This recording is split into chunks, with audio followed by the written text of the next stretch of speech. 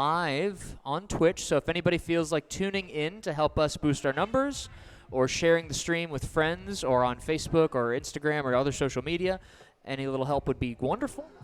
No obligation. We appreciate you. Gonna let people filter in here a little bit. I'm gonna make one quick little post, and then we will start the festivities.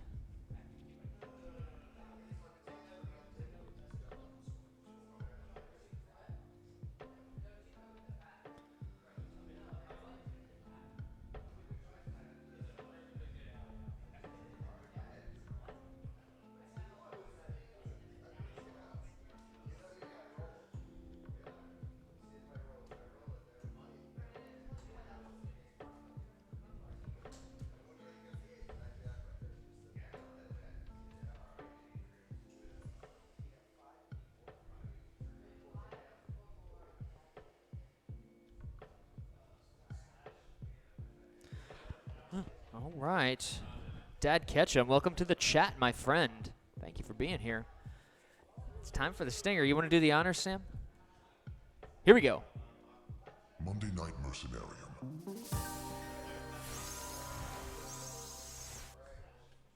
How you doing, everybody? Welcome to another installation of Monday Night Mercenarium. This is our 35th consecutive, so that's pretty great. Yep. My name is Dan.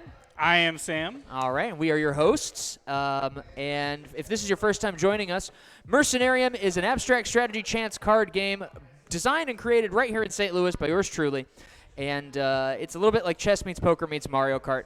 Now, we have a fantastic show for you tonight. We've got some new competitors, some people who we've been friends with for a while, some folks who have just joined us for the first time, and, of course, some of our classic regulars, our nefarious heels and heroes.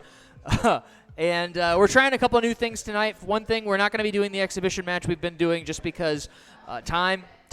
Your boy started a day job. I started a day job, Sam. Yep. I'm a cashier now. Woo!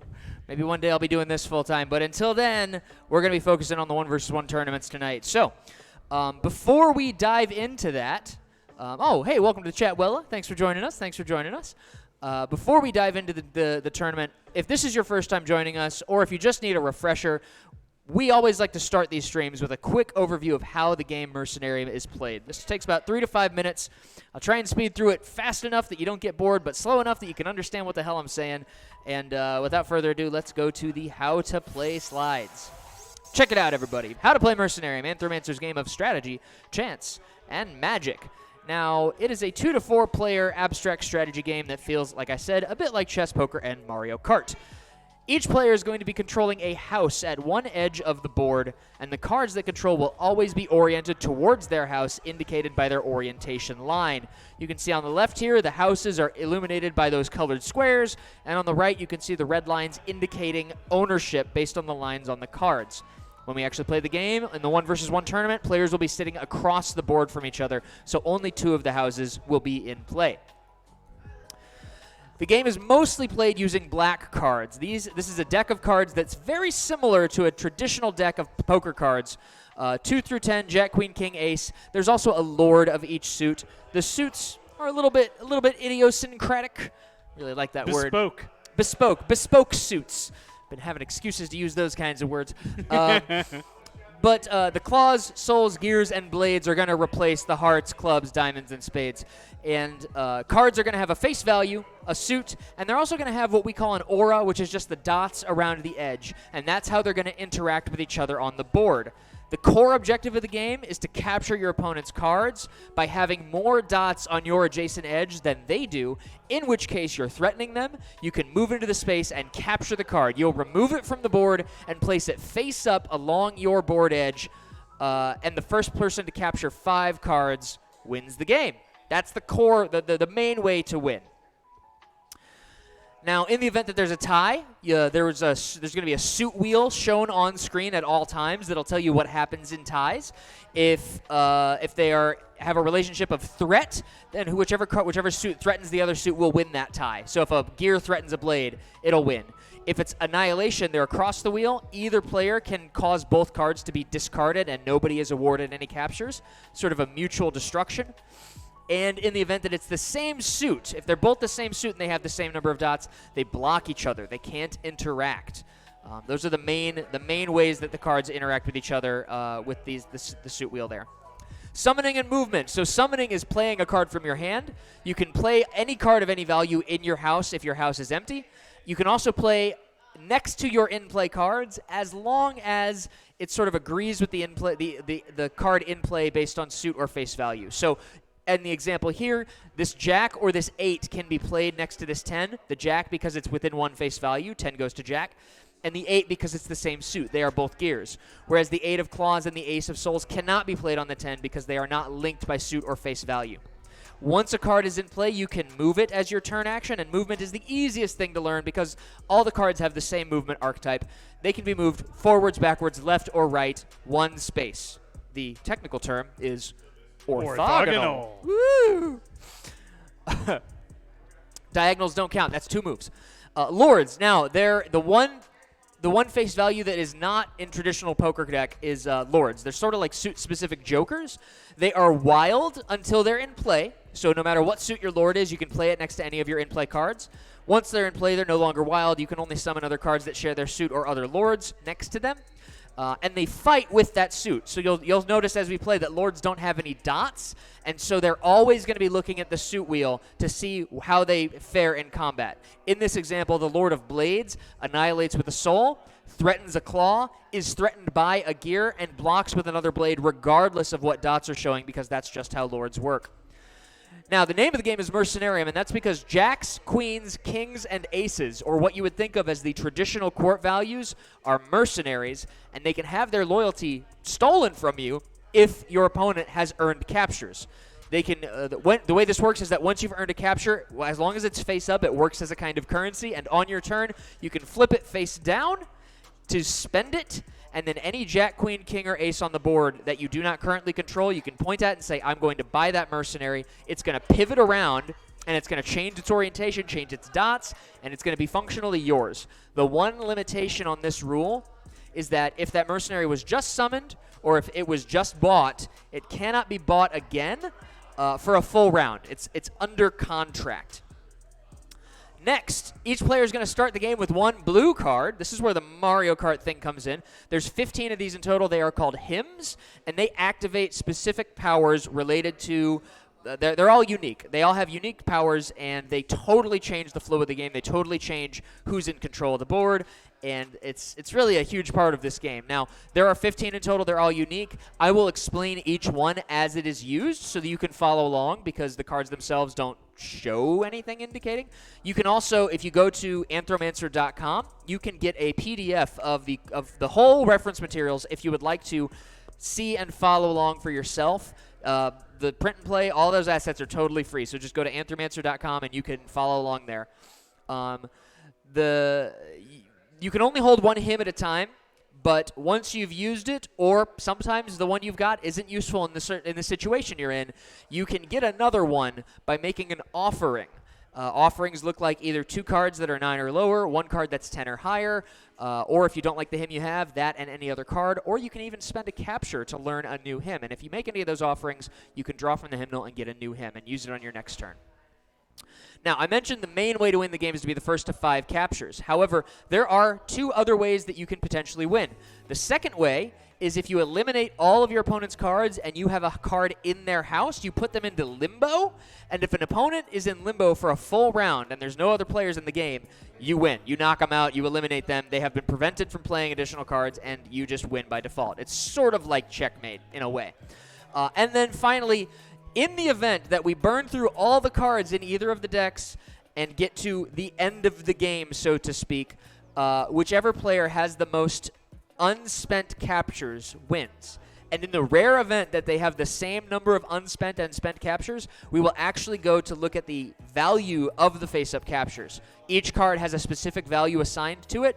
This very technical, doesn't come up all the time, but it's in numerical order from 2 to 10, and then Jack, Queen, King, and Ace, and then Lords are above that. Of those, claws are the lowest and blades are the highest, so a 2 of claws is the cheapest of those cards, and a Lord of Blades is the highest of those cards. But then on top of that, there are a couple of those him power-up cards that can end up being captured, and in the event that a player captures those, then those outrank those. The highest value card in the game is the Fox, and if you capture the Fox and then you tie, you're going to win by default. This is a summary of the turn actions. I've already explained them all to you, but this is just quick. Each turn, a player is going to do one thing, and it's going to be one of these things I explained to you. They're either going to summon, which is playing a card. They're going to move. They're going to capture an enemy card. They're going to buy a mercenary, sing or use their hymn, learn a new hymn, or draw a card from the deck. If once they do one of those things, it goes to the next player's turn. You get to do one thing per turn. And as I mentioned, so if we burn through the deck, we will enter a sudden death mode called Singularity, where like all the remaining cards, anything in the discard pile gets shuffled into a new single deck. So the hymns and the black cards are going to be integrated into one deck. And at the end of each player's turn, they will have the option to draw a card in addition to their regular turn action. And if that deck runs out, then that's when the game ends in a tie, and you look at who has the most face-up captures. So that is more or less how to play Mercenarium. I know that's a lot of jargon, but we're now going to dive into the actual gameplay itself. Real quick, I'm going to go to the bracket, and this is going to be a little finicky. These are the players that we have signed up for this evening. So we have 7 players, so there's going to be, I think, 1 or 2 qualifying rounds just because the bracket's a little mismatched. Let me pop over here real quick. Let's go to the bracket and take a look at it. Did you start the tournament yet? I have not. But let's do last call. Is there anybody else here that I missed? Did Tio walk in or anything like that? Is anybody trying to enter that has not already entered? I don't think that they have. So going once, going twice. Sold. We're starting the tournament. Boop. Boop. All right. That means that game 1, round 1, is going to be John Raskusich and Atomic Ace to the stage, my friends. All right. Oh yeah, and so Sam, you're taking on the role of table jockey for me this evening. That's right. Thank you so much for doing that. Of course. You know how to set everything up. Yep. All right. Let me just shuffle these cards one more time. All right. Let's see. Is Ace in the south? Yes, Ace is going to be south. John is going to be north. Okay. South's here. You'll be in the south side.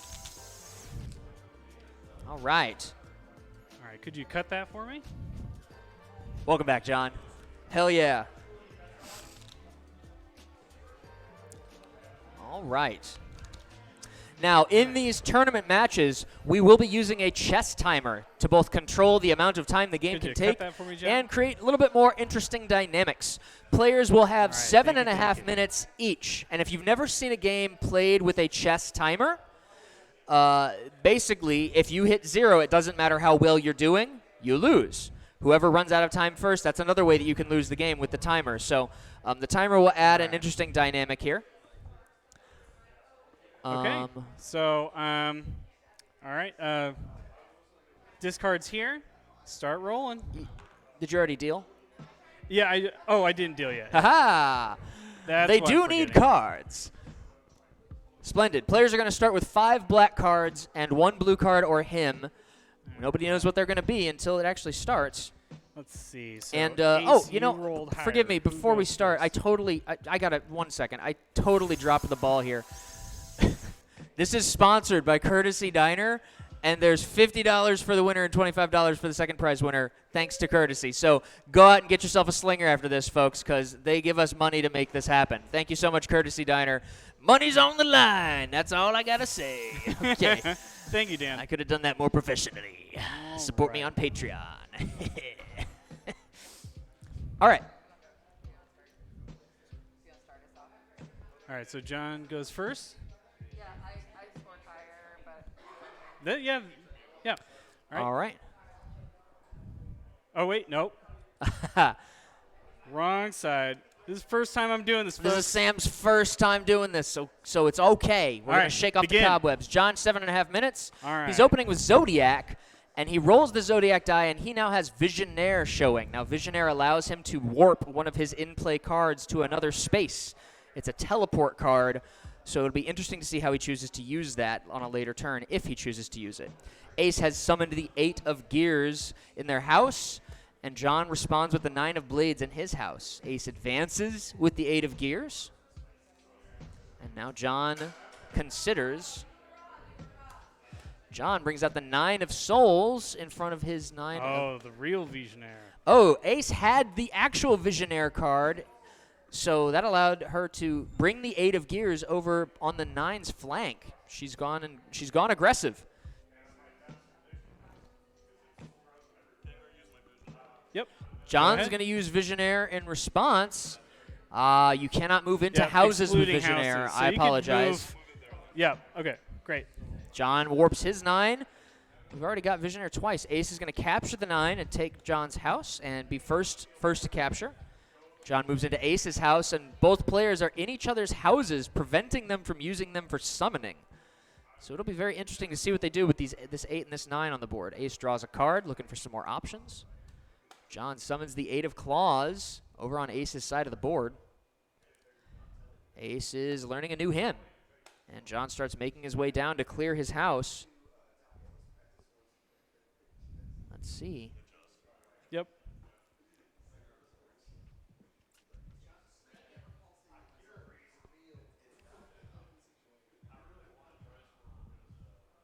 Ace is...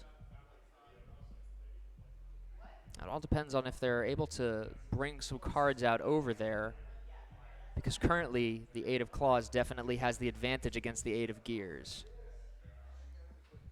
Ace uses Dragoon to move twice, dodge to the side there. John brings the Jack of Blades out in his house.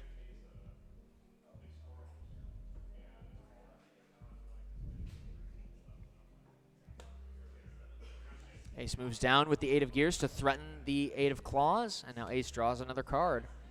John advances with the Jack of Blades.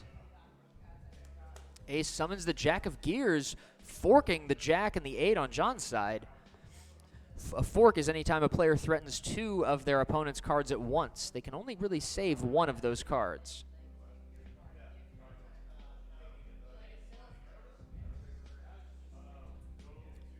Let's see.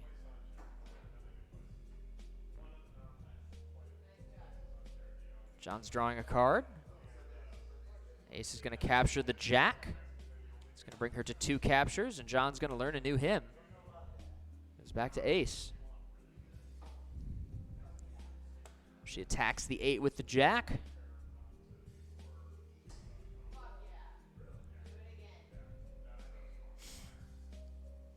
Let's see. John's got the Shade. He's going to send the Jack into the corner. Ace attacks with the 8 instead. John advances. Ace moves that Jack away from the corner. John moves behind the 8 of gears with the 8 of claws and threatens it.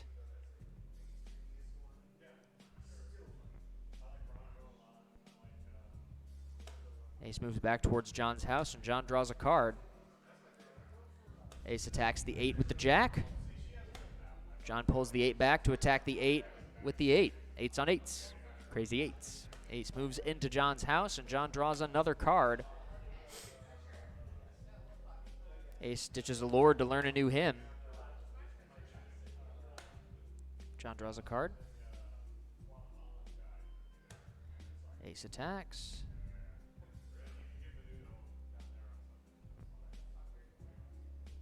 John attacks.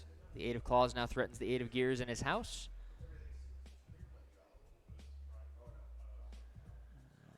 Ace was thinking about it, but decided to keep that 8 of gears safe. And John's using Arcanum. Yep. So That's gonna clear get everything in this square. Yeah, Arcanum's gonna blow up all cards within 2 spaces of John's card, and goes to Ace. That puts Ace in limbo. That is game. Wow. Did not see that coming. There was an Arcanum looming there, and that means John wins our game 1. Round of applause, everybody. All right. All right. So interview chair is here. Could you move to the interview chair, please, Ace? You can do it right there, Sam. Sam, that works. No, that side works too. Oh, that works Yeah, too? just Okay. grab the mic. I think it works on either side. Okay. All right, stay on the south side then. All right. While I Mike is update live. the bracket. So, Ace, what went wrong in that match? I probably should have kept the pressure on the house instead of dancing around. I don't know if that would have changed Arcanum though. True. All right, great. And do you have a message for the stream? I guess smoke them if you got them. Smoke them if you got 'em. As in, if you have Meat War, just go for it. Yeah, Blaze yeah, it. absolutely. Blaze it. All right, thank you, Ace. All right. Round of applause for Ace, everybody. Thank you so much for competing. All right, let's take a look at the bracket here. It looks like our game 2 of round 1 is going to be Sam Williams, the returning champ, the nefarious one, and Drew. Drew, put him in his place, Drew. You, Sam, you're going to be north, quote unquote, even though that's technically east. Don't worry about it. Don't think too much. Oh. All right. All right, I will be your officiant this evening. I hope I do well. All right. Now, Sam has a reputation around these parts. Oh. He wins a lot. I think more than anybody else who comes to Monday Night Mercenarium. So Drew's work is cut out for him. But Drew's, you know, I've seen Drew hold his own. Yeah. He's I feel like one of these days he's going to pop off and blow us all away. All right. Yeah, same result. Nice. Okay. Yep. All right. So you could cut that for me and cut that for me. All right. Excellent. I'll deal y'all's opening hands. 4, 5.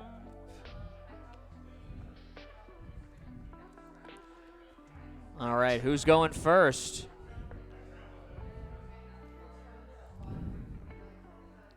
What say you, Drew? All right. So. All right, 7.5 minutes. The game begins. Drew, Opening with Zodiac again. what'd he roll? Kensakuroi. Can you tuck that into frame, Sam? Sure. Sam opens with the 10 of gears, and Drew brings out the Lord of Claws. Sam advances with the 10 of gears. Now, Lords fight with their suit, remember, folks. So if that Lord and that 10 interacted, it would be mutual destruction. That would be annihilation. Sam summons the 10 of Blades. That will deal with the Lord of Claws more effectively.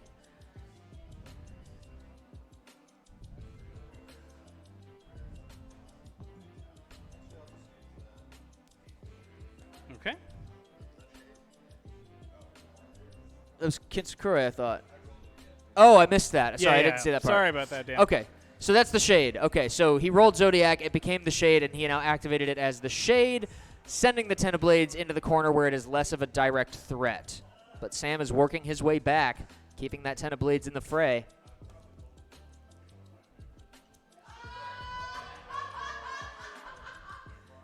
Drew brings out Seasons attached to a 9 of gears. Seasons allows a card to be rotated into a more beneficial orientation if need be. It's a very powerful card, especially on a card as high as a 9. You can't put it on anything higher than a 10.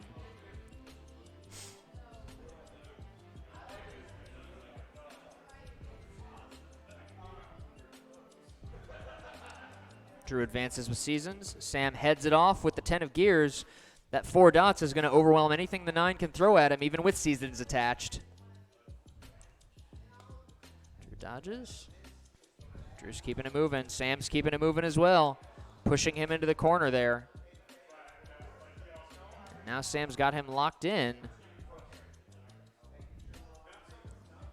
Drew's going to learn a new hymn. Don't forget to tag the clock. Sam's going to make the first capture of the game, and he gets to keep the hymn. He's captured a hymn. That's a high-value capture there.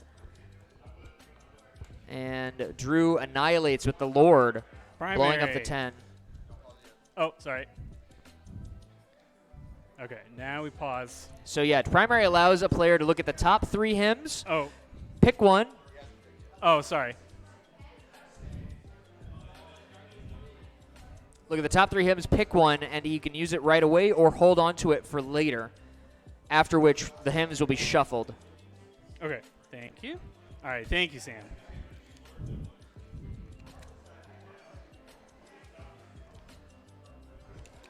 All right, do we typically cut from a I don't primary? normally because it's so few cards, and since you're the one that's shuffling it, it's fine.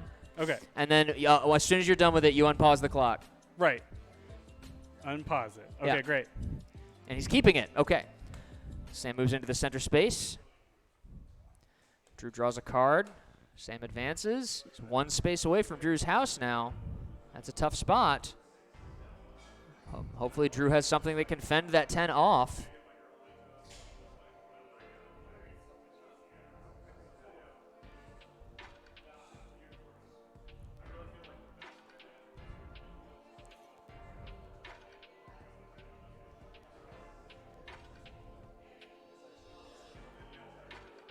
He ditches Avarice to learn a new hymn. Sam summons the Jack of Claws in Drew's house. And that's going to be game. Sam beats Drew on elimination. All right. All right. So stay where you are. I'm going to interview you. All right, Drew. It's time for your exit interview. Are you excited? He's All right. thrilled. Mike is live. All right. What's All up? right. Hey. So yeah. So like that was a pretty quick game. It was. Yeah. So is there anything you could have done differently? So the 3 hymns that I had to pick from weren't great, but I probably shouldn't have taken Avarice because he didn't have any mercenaries right. on the board. Right. So, What were the other 2, if you don't mind me asking? one was the Fool, which made me nervous. I probably should have taken that one. Yeah. Yep. Yeah. It is the Fool. I know, right? Do you have any messages for the stream? I don't know. I got Kinsekori on the roll, and that was one of the other ones I had to pick from. I'm sick of that hymn. Sick of that And, Who made this game? We should get rid of that one. Maybe I'll get the cards next time. All right. right. Excellent. All right. Round of thank applause you. for Drew, everybody. All right. All right. To the bracket. It looks like game 3 is going to be Bill versus a new player, John. John Crane. This is your first time with us, John. How you feeling, sir? Oh, you know. Bill, you're going to be in the north. John, you're going to be in the south. Precipitously. With alacrity. With much alacrity. And another word. All right. No. Once again, first time doing this. Don't know what I'm doing at all. First slime? First time slime? yeah. Yeah. Real quick, would somebody be willing to grab me a coaster or 2? The table is a wobbling, Yeah. and I have forgotten. You- I've you can neglected to put it fix on it this. up to this point. Well, that you can set on the fancy table we brought up there, just for that. Thank you so much, sir. All right. All right, John, I'm gonna get real friendly with you real quick. All right. Could you? Shut your mouth. I just turned off the profanity setting on Twitch. We can't be making jokes like this. All right. Thank you.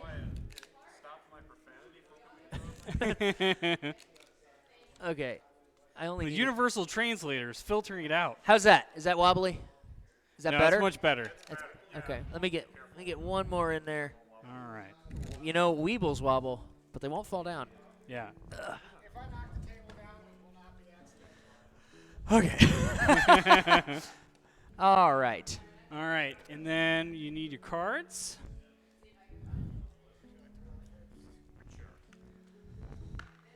John rolls a 6. 6.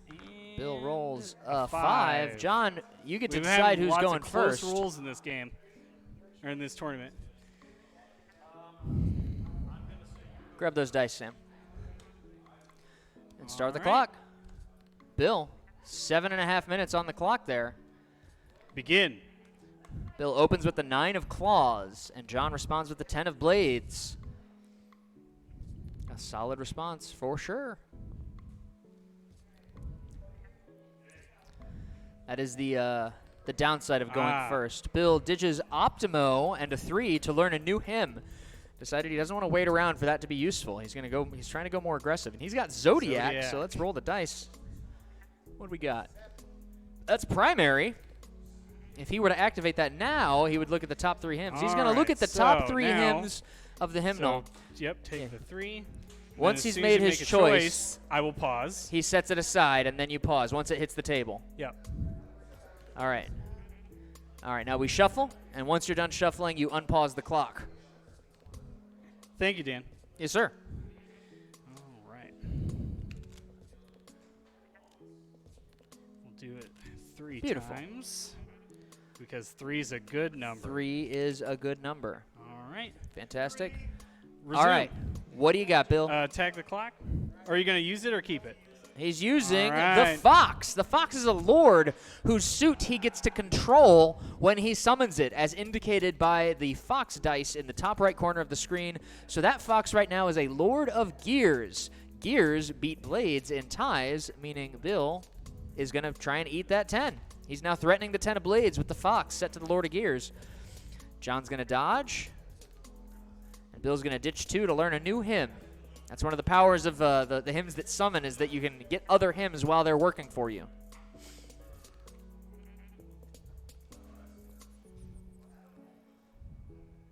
John's thinking. He's going to get himself some space there. Oh, and Bill nice. gets primary again. Double primary. He gets to look at the whole I believe that's profanity. Yes, that's right. yeah. So this, What the fuck? there's twin primaries. Yeah. He gets to look at all of the hymns. All right. What is it? You'll find out. He will tell you when you're older. It's the secret of Christmas. All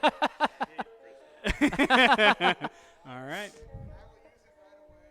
He's using Seasons on the 9 of Claws, which now makes it a more deadly card. So 5 black cards and 1 blue card. Right there. All right, ditch in the dirt. Nice. John is getting rid of his weak cards to draw and see if he can get something better. Bill is moving into attack. That's So a that Lord is of a Gears. Lord of Gears. So Gears threatens Blades.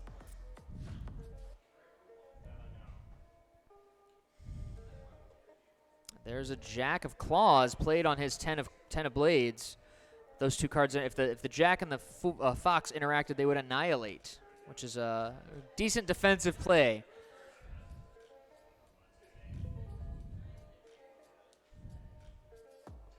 Bill advances Seasons.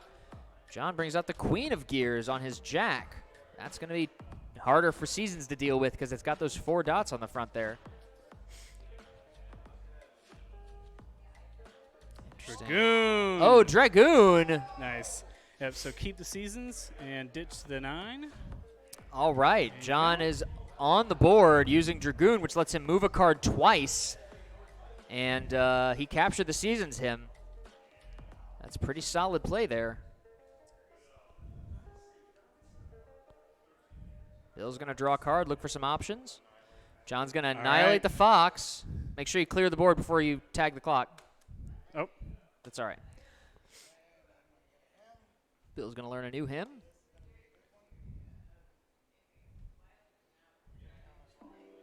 John does the same.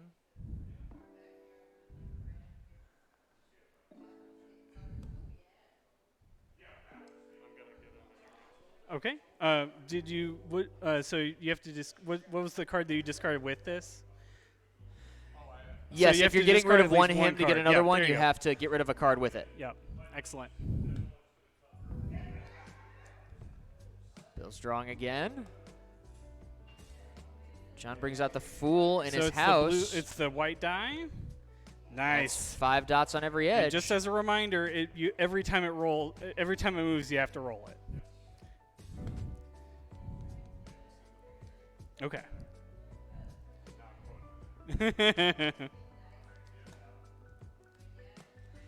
Bill now has a 10 of Gears in his house, preventing John from taking it. They have the same suit and they're tied, so they block. Bill draws a card. John does the same. Bill brings out the Jack of Gears next to his 10.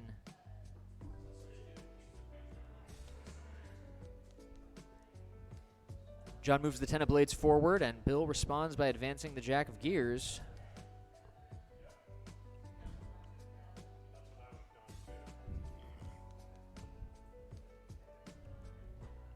John draws again. Bill advances.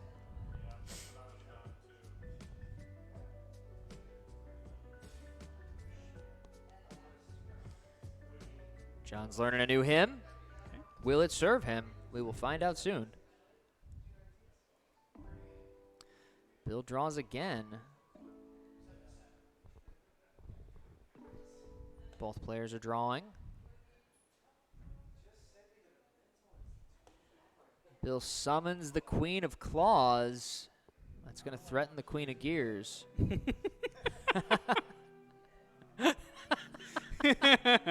John says he doesn't like how this makes him feel. Welcome to the timer. Bill's going to take that capture. Now, John's still technically in the lead, but Bill has equal captures with him.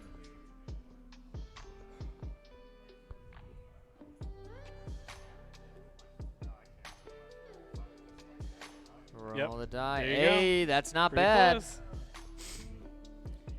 You just don't want Lord Dunderton to show up. Every time the Fool moves, it has to be re-rolled, and its power is the number of dots on the die. So every edge has that number of dots.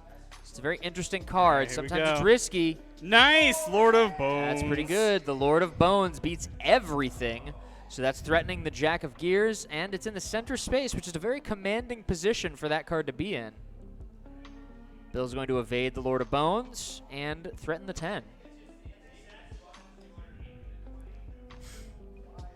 John moves the 10 out of harm's way, and it goes back to Bill.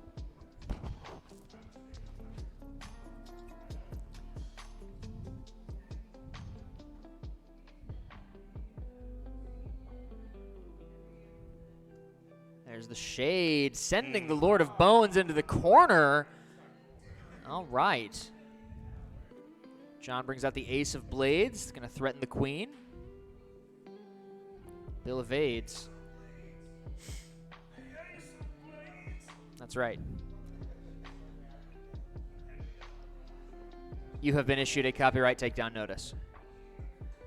And John brings out the Lord of Blades, keeping the pressure on that Queen.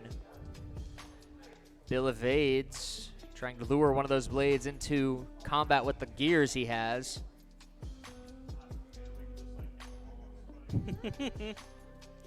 John brings out the Lord of Claws in his house.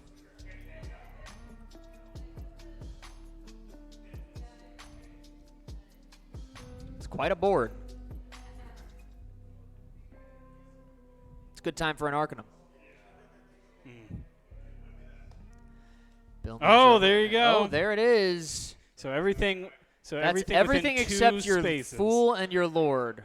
Yeah. Yeah. That's a hell of an Arcanum. All right, we'll do. Clears out the chaff. That's Yep. for sure. Amazing. Back to Bill. What's he gonna do with this fresh new snow?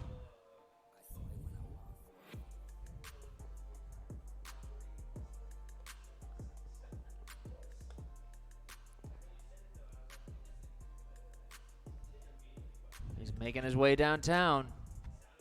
Walking fast. Faces past, and I'm homebound. All right. He's one space away. What's Bill got? He's got the 3 of Souls. That is... So, yeah. Meat And War. he's meat warring him. That makes sense. So Souls are threatened by claws. Meat War is the only hymn that plays out of turn. It interrupts a capture as it's happening and turns it into an annihilation. Extra health bar, Ryan likes to say.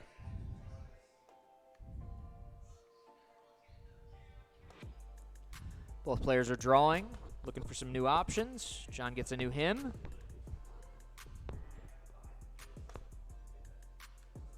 And Bill brings out the Lord of Gears. John summons the Ace of Souls in his house. Bill advances. John does the same. Bill brings out the King of Gears, which will beat the ace based on dots.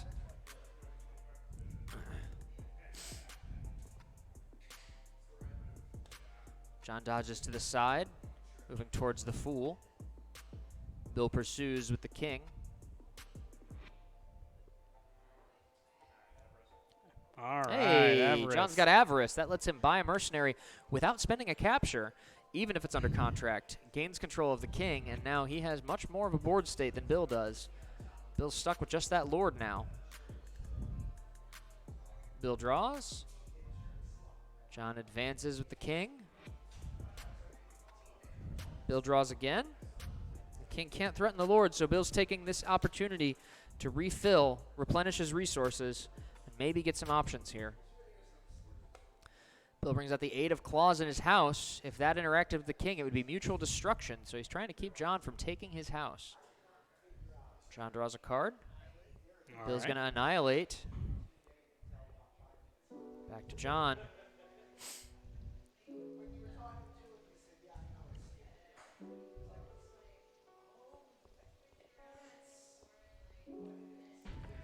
Bill summons the 7 of Gears next to his Lord. John dodges towards the center column with the Ace of Souls.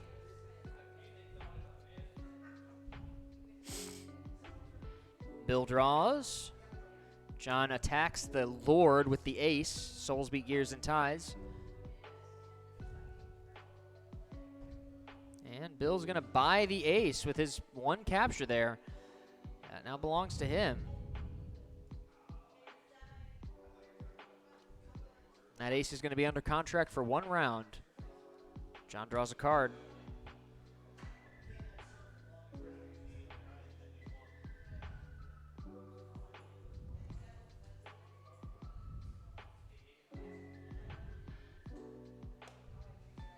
Bill moves a 7 out to the side. Yep, That's correct. right. John's learning a new hymn.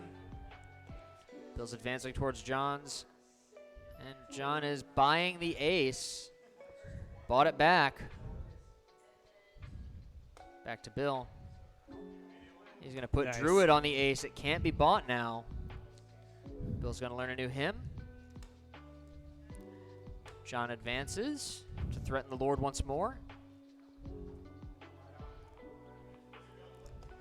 Bill dodges. John keeps the pressure on. And John moves into Bill's house, letting the Lord escape. And John brings out his other Souls mercenary there. Solid play. And both players are very close on time, but John has a very slight edge. Both players are less than a minute. Interesting. Bill brings the 7 of Gears over with Visionaire, and John just sidesteps. Bill pulls back. That John moves naturally into a fork there. He's got the upper hand. Bill moves into John's house. John takes the capture. Remember to clear the board before you tag the clock. Bill draws. Back to John. John moves into the center space. Bill's learning a new hymn. Singularity. Oh, pause the clock. I mean, sorry. You tagged the clock. No, it's okay. It just means you don't get to draw the first card. Oop. I have a hard time bridging those, so I never try. So Singularity happens when either the deck or the hymnal runs out of cards, and Okay, one more all the for good residual luck. cards get shuffled into one deck.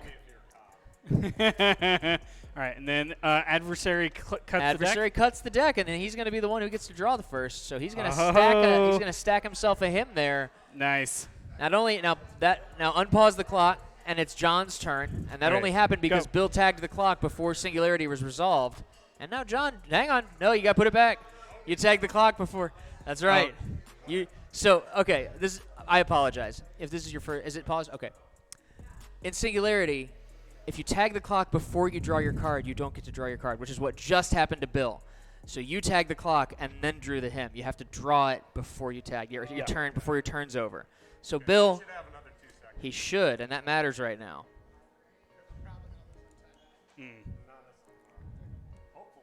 With that attitude. All right, Bill. One moment. Resume. Bill evades and gets his hymn. John moves back, tags the clock. You tagged the clock before you drew again. He doesn't have to draw. Yeah. Bill's using Fire Eyes. Oh, dear, and he got nothing but black cards there. He's in a very tricky spot. He got Meat War. Very interesting. It's still John's turn. It's your turn still. It's still so Meat War interrupts, and because he has to pass his next turn, it goes back to you. Yeah. I know. We've got all of our possible moments of fuckery just happened back to back to back. Go ahead and resume. Begin. John, it's your turn. Oh, you did. Oh, you did. Nice. I didn't even notice that. I was trying to navigate the clock and stuff. That's ridiculous. Okay, well, that means John wins. Congratulations, John. All right, Bill, it was well fought. You get to have well an fought. exit interview. Don't worry. You still have a chance. All right. Mike is live. There you go, Bill. So, Bill, you defeated yourself. How does that feel? That's pretty par for the course, actually. I did what I do best, which is stupid things. Interesting. Okay. So, do you have a message for the people at home? Come out and play. That was his first time out here, and he played, very well. It was a good match. Absolutely. I think that thank makes you, a lot of sense. Well, Bill, thank you so much for competing. Everybody, round of applause for Bill. Congratulations, Bill. And that means we're going into the semifinals. Let's take a gander here. Semifinals, game 4 is going to be Ryan Adams versus John Raskusich. All right.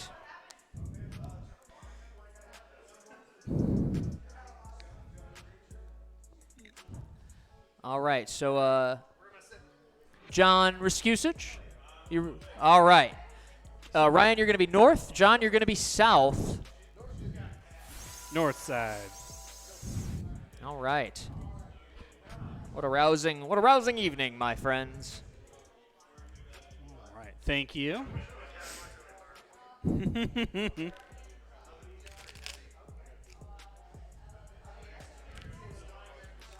Oh, I just saw him in here. There we go. Ryan, are you wearing your "He Can't Keep Getting Away with It" shirt? Are you wearing your new shirt? I am. Oh, you are. That's great. Well, you don't have to deploy it yet. I was just curious. I feel like the reveal has already happened. Well, that's fine. I'm just a little chilly. That's right. Last week, Ryan showcased a new piece of custom merch he designed for himself just to dunk on our everybody's favorite heel, Sam Williams. You gotta do stuff. Okay. All right. John rolls a 5. Ryan rolls a 5. Players need to re-roll. John rolls a 5. Let's roll 5s all day, boys. That's a 10. All right. 2 5s. Amazing. Ryan, who's going to go first? You want to see your cards first? All right. Will you cut, please? Thank you.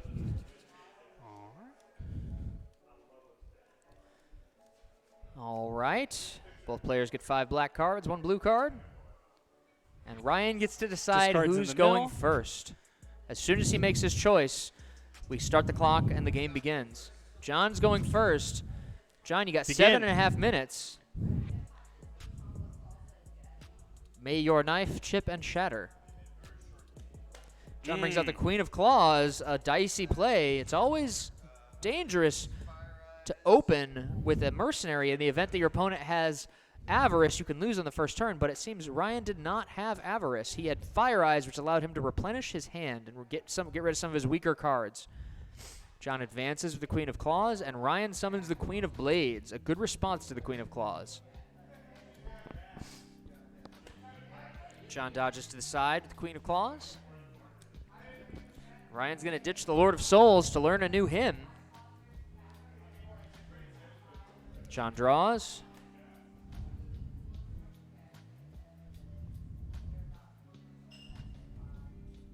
See what we got.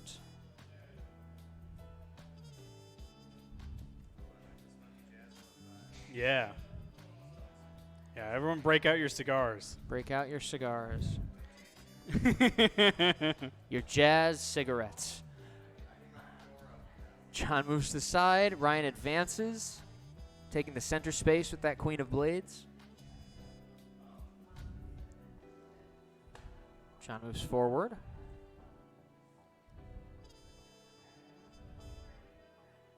Ryan summons the Fox, making it the Lord of Flowers.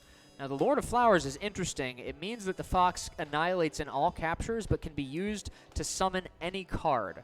So Ryan used that to bring the Queen of Souls out in John's house. John brought the King of Claws out next to his Queen of Claws, and is now bringing the King of Claws over to engage the Queen. The Queen now threatens the King of Claws. Ryan's going to capture that King, and John's going to meat war that. Very interesting. No player has any captures yet, so the mercenaries on the board are not liabilities. That's a everything. So, and he can use it to summon anything. So John summons the Lord of Claws, and Ryan's going to learn a new hymn. John moves Lord of Claws over. Ryan annihilates that Lord of Claws with the Lord of Flowers and uses Avarice to buy the Queen of Claws. That's going to end the game. All right. A coup de grace. Well played, all right, sir. so, well played. actually, if you remain seating, I'm going to exit interview you. All right. Well, All right. congratulations, Ryan. There you go. You made it. Mic is live. All right. So, wow, the first thing that came to my head is come here often. You do. Come here often. So you played a mercenary on the first turn. Was that was that a calculated risk or was it? Absolutely. Okay, excellent. All right. So do you have how does it it kind of paid off early, but then it sort of didn't later. How do you feel about that? I don't know. It was a good game. All right, excellent. Do you have a message for the stream? No. It's a fun game. Go play Mercenarium.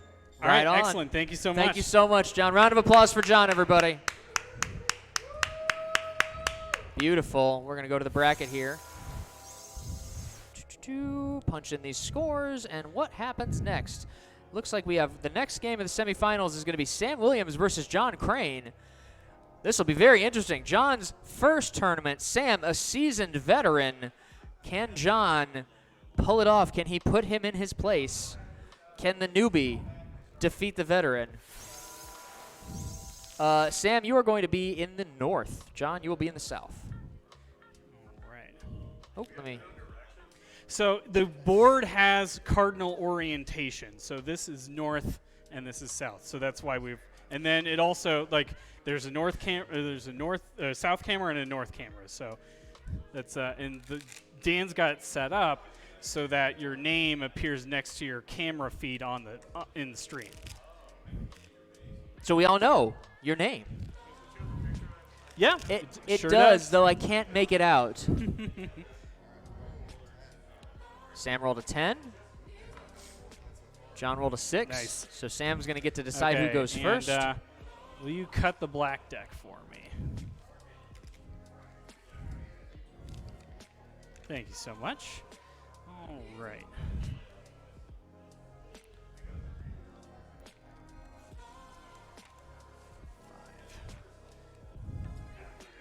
All right. Who's going first, Sam? Sam's going first. 7.5 minutes starting Again. now. He That opens is the the Zodiac. third time.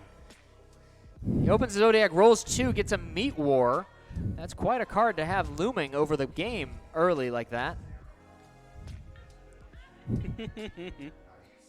You know, there's a fella in the chat named Cat Jump John that says more dudes named John. Wonder who that could be. John summons the Lord of Gears in his house, and Sam ditches the dirt, gets rid of a 4 of Blades to draw a new card. Players cannot have more than 5 black cards in their hand, so if you have bad cards at the start of the game. Often players will throw away those bad cards to draw other cards. Now John is moving across the board with the Lord of Gears. Sam summons the Two of Souls in his house. Yes, you can. Lord off a Lord, Lords yes. are wild. And John brings out the Lord of Claws, threatening the Two of Souls. Sam draws a card. He knows he's got that health bar. Yeah, sorry, I was staring at it. The way you glanced at him. John brings out the Six of Claws, shoring up his position. Sam's got the Lord of Blades now. Interesting.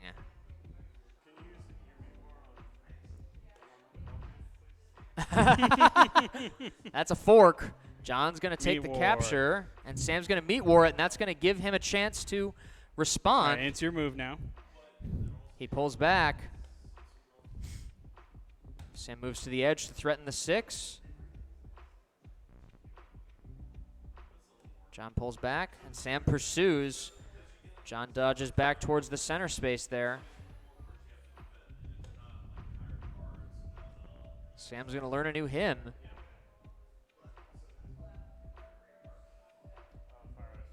John's using Fire Eyes. It's going to let him refresh his hand.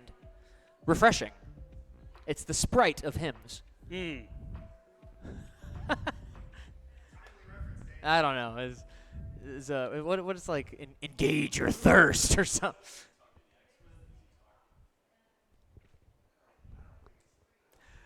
Persephone is sending you good luck, Sam. Thanks, Seffi. Let's see. John brings out the Ace of Gears. Ryan cancels Persephone's good luck with bad luck. Which means no luck? Neutral luck. You've been delucked. That sounds weird. Luck, yeah. If I keep riffing on this, I'm gonna say something bad. Oh, there's the real meat war. Yeah.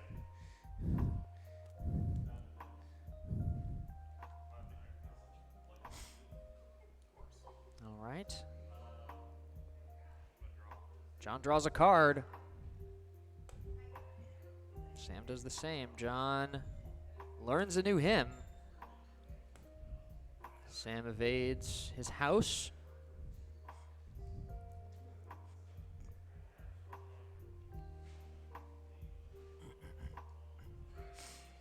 John draws. Back to Sam. Draws again. Both players are drawing, looking for better options.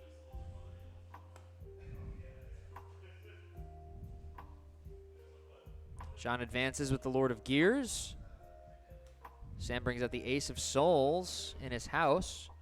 It's a very strategic placement of those two mercenaries. John moves to the side.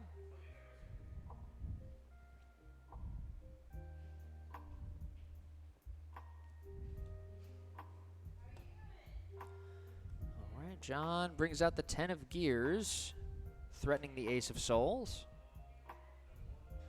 And he keeps on its weak side there. He's going to annihilate the Queen of Claws. It's going to give Sam the chance to use Dragoon and scheme his way to the first capture.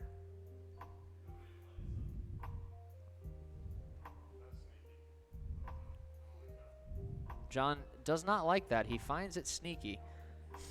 Yeah, you can. That's legal. Draw off that one. John summons the Jack of Blades. Sam attacks the 6 with the Ace. John pulls back. Sam moves forward and he forks the Ace and the 6.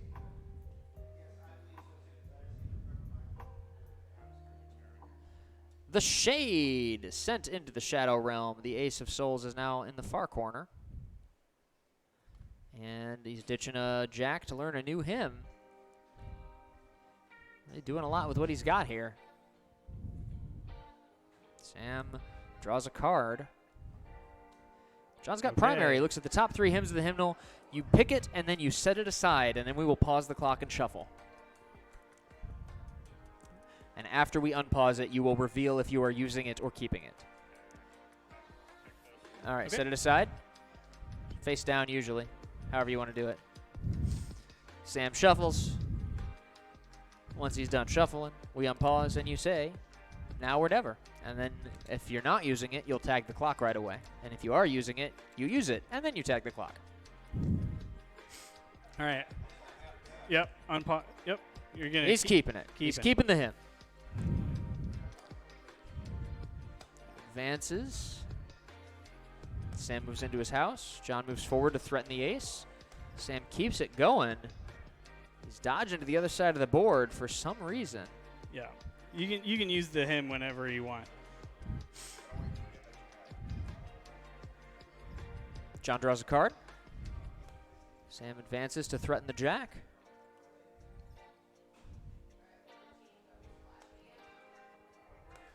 John evades, and Sam pursues.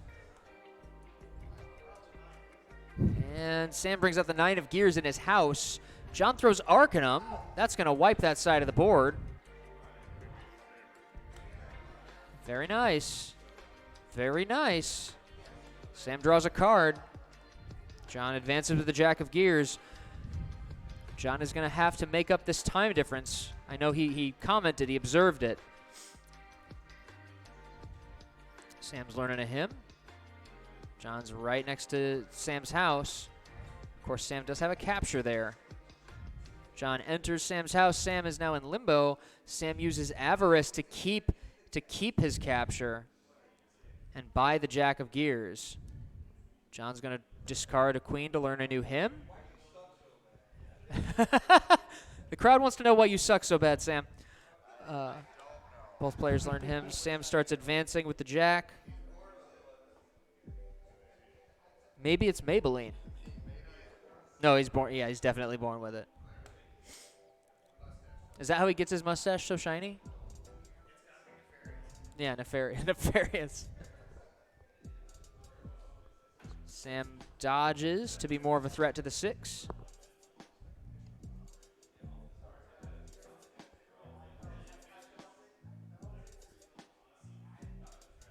John's thinking. He draws a card. Sam advances to threaten the 6.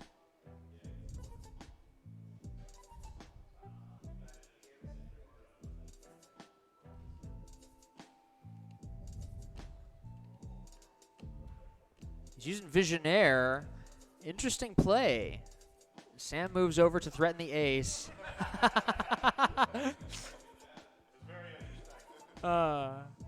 John draws it, learns a hymn. Sam attacks. It's going to give him a second capture, and he's going to threaten the 6. John's in a tough spot now. He evades. Sam keeps the pressure on, and John works his way across the board there. Sam brings out the ace of blades to create the pincers, and John brings out the king of gears over in his house. And now John starts dodging back that direction. Sam pursues. He draws a card. John does the same. There's the Fool. Let's see how it's. He's going to roll it, and it's a 5. That's going to threaten the 6. That's more than 1. That absolutely is. Sam's bringing the big guns out. That's. Sam's learning a new hymn. See where John's at.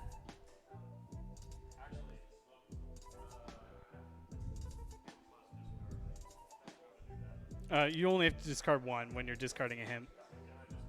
Yeah, that works. That works. Yep, John's learning a new hymn.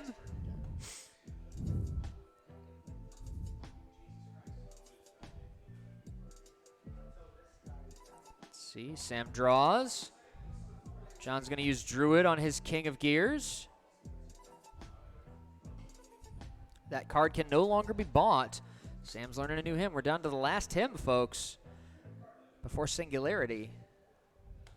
Sam advances to threaten the 6. What's John got? John dodges. Sam pursues. He's moving out to the edge there. Sam keeps the pressure on. Now he's coming up the flank there. All right, Singularity. John. All right, pause the clock. Thank you. So we're going to shuffle the deck. Sam will cut the deck, and because you did not tag the clock, you will have the option of drawing before you tag the clock. You don't have to, but you can.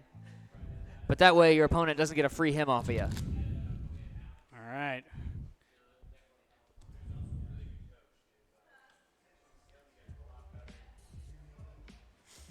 All right. There you are. Resume. Remember to, there you go. Oh, did I hit? There you go. Now tag the clock. All right, goes to Sam. Look, he scammed himself 2 hymns anyway. That sly bastard. He didn't even look, he says. He just felt.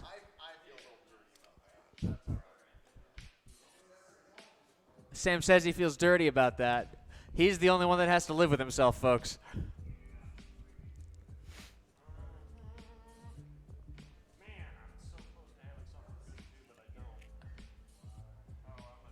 He's drawn 2, folks.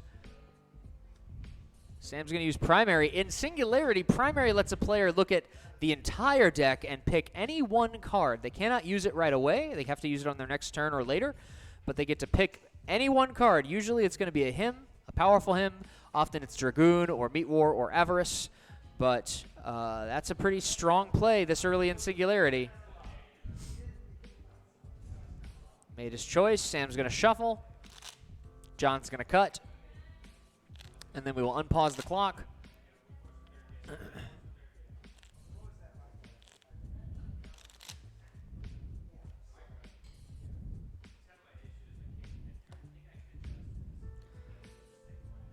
Beautiful. All right.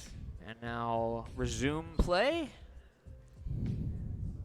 Sam's going to draw his card. Goes back to John. Clear primary for us, Sam. Sam. Oh, right. Thank you. John throws Zodiac. What did he roll, Sam? He rolled Meat War. So John's got a looming Meat War now. Pretty interesting. Sam's going to move the Fool over to try and threaten the 6. He rolls a 2. That's enough. John's got Optimo. That lets him rearrange all the cards within 2 spaces of his house.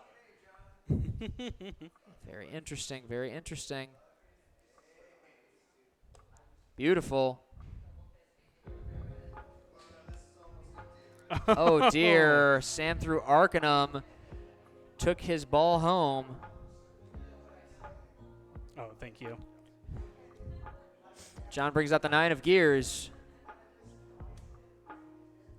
And Sam, oh my goodness. All right. John's going to throw Meat War. Sam uses Dragoon. John throws Meat War. It's back to Sam. Sam brings out the Fox. My God. It's like somebody just handed somebody the keys to all of the nukes. John's going to win this on time. He's got this. He's unstoppable. Fastest fingers in the West. Trying to draw something that now.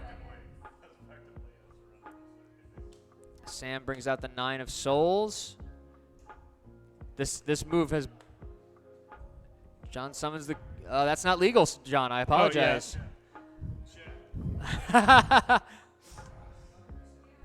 was really messy, but we'll just keep going.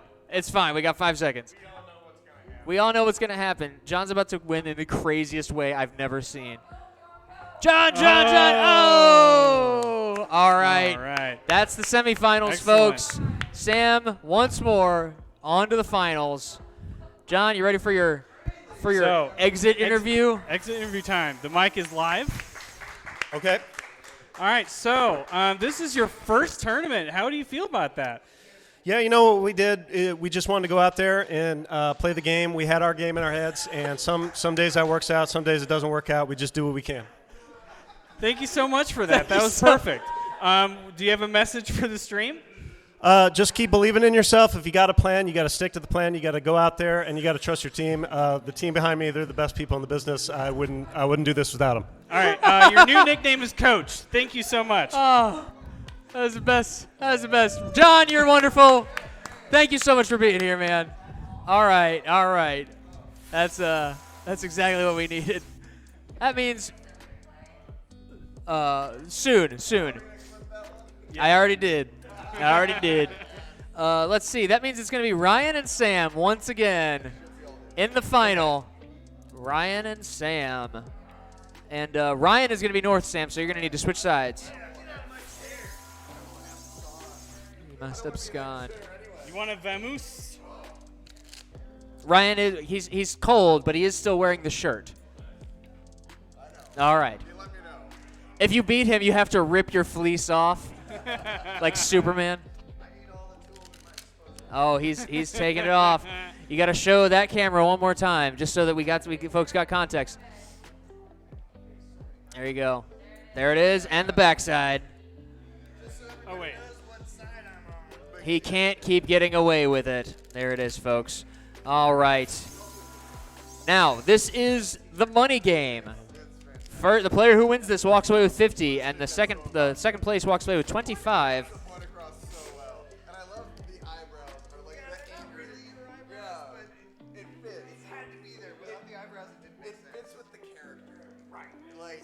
Cut the deck for me, please.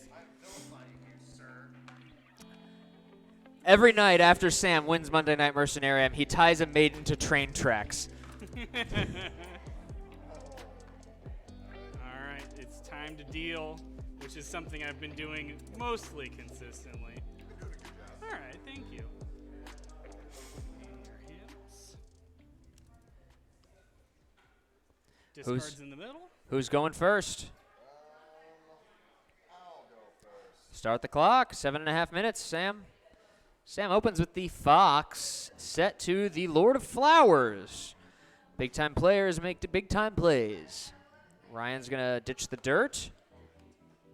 And Sam's learning a new hymn. Ryan brings out the 9 of claws. So for those following along at home, the Lord of Flowers, the Fox in its current die, annihilates with all other cards and can be used to summon any card. So it can't be captured. While it cannot make any captures of its own, it is a very powerful play, especially early game. Sam brings out the Queen of Blades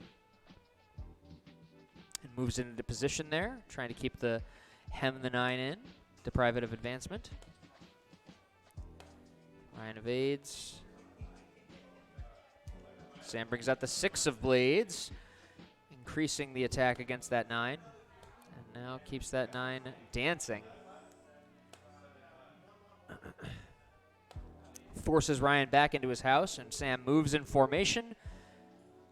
Quite an interesting board here. Very clean. Ryan's learning a new hymn, trying to find something that'll get him out of this precarious situation. Sam's very close to, oh, he's got the shade. He's going to throw the queen into the corner space, far away from where it can cause direct harm, and Sam's going to start working his way over. Ryan might have bought himself a couple of turns. Ryan brings out the King of Claws, attacking the 6. Oh, and Sam has Avarice. Lets him buy the king right away. That is brutal. He's not doing anything good for his reputation, folks. Ryan learns a new hymn. He's advancing. Sam closes in. He's got some pincers there. That 9 doesn't have anywhere good. Ryan's got Dragoon. He's got a defensive Dragoon, and now he is attacking the 6. Interesting. He's hanging on, folks.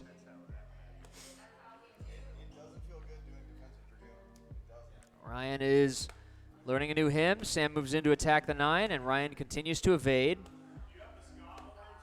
The Scour. Do you? No, we don't. I need them. I got so many buttons here. I need to just have the time to do all the horns. Yeah, that makes sense. All right. The 9 moves. 6 moves. All right. Ryan draws a card. Ryan draws. Sam moves. Ryan's ditching Kinsakuroi. The cards are not giving him any gifts here. He's getting chased into a terrible position. He's got Zodiac, and he rolls Avarice. That could be useful here. He's going to buy the king in his house, and Ryan's still in this, ladies and gentlemen. Sam moves over to attack the 9. Things still don't look great for him. But he has the ability to dance. Now he's narrowed in. Oh, wait. Let me shut my mouth. Ryan captures the queen. Sam misplayed. And now things are totally different. Ryan moves the king of claws into the board. Sam's going to have to work extra hard to recover from that. He draws a hem. Ryan moves forward with the king of claws. He's in the center space now. Sam attacks the 9 with the 6. Ryan moves the king over to protect the 9. Turn it into a trade if there's a capture made. Sam summons the 7 of gears. He wants to annihilate the king to make the problem go away. Ryan brings out the ace of blades. Interesting. Very interesting board here, folks. Nobody's threatening anybody actively.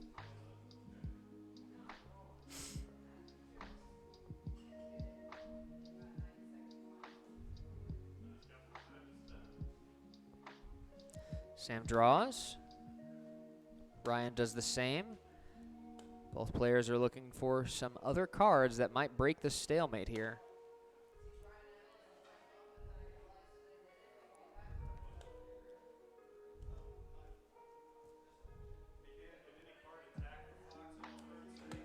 Any card can attack the fox. It's always mutual annihilation. Either player can initiate it.